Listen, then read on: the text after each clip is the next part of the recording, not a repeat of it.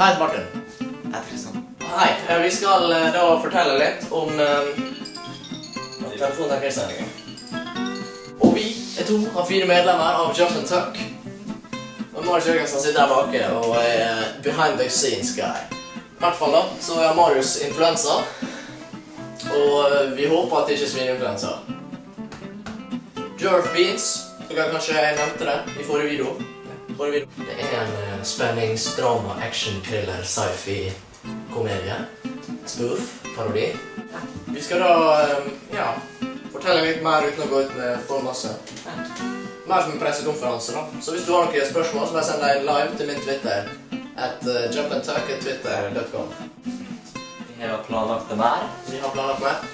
Etter jeg og Marius Jørgensen skrev i lag skriptet på cirka hver natt.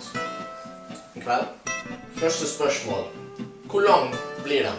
Den blir, første sesong har 6 episoder allerede ferdig planlagt. Ikke så langt, men skrevet. I hvert fall ferdig skrevet. Første episode, altså premiere da, er tegnet opp og i scener og med dype detaljer om hva som skjer. Vi var på jobben min i går, der første scenen skal være, og tok bilder til forskjellige kameravinkler og sånn som dette her for å planlegge. Ok, blir det en andre sesong? Ja, det blir en andre sesong. Jeg kan fortelle litt. Jeg kan fortelle, uten å gå inn så masse detalj, at det handler om en vanlig fyr som drar på butikken og kjøper noe han egentlig aldri skulle ha kjøpt. Nei. Så det er noe å tenke over. For deg som har lyst på header, så er det bare å legge til Jump and Tuck. @hotmail.com. Eksempel. Da er det send e-post eller legg oss til på MSN. Så helst MSN egentlig, for det er hvem som gidder å sjekke e-mailen sin nå til dags.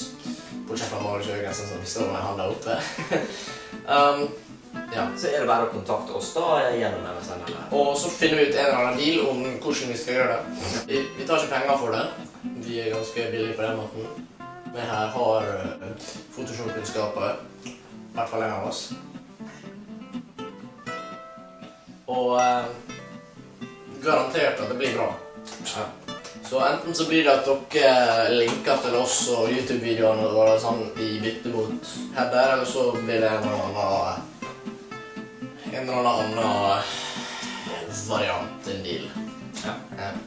Det er cirka 2-3 nye sketsjer som vil komme ut de neste søndagene. Er det søndager vi skal gi ut? Jeg er litt usikker enda på om det blir søndager, for vi ga ut video 3 mandager på rad, og så en torsdag og så en søndag. Så om det blir mandag, søndag, fredag, lørdag, torsdag, lørdag, søndag, onsdag, tirsdag, mandag.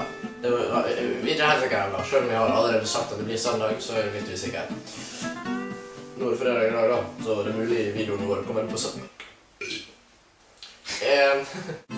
Ikke glem å subscribe, rate, fave, på bloggen, stuff. Ja.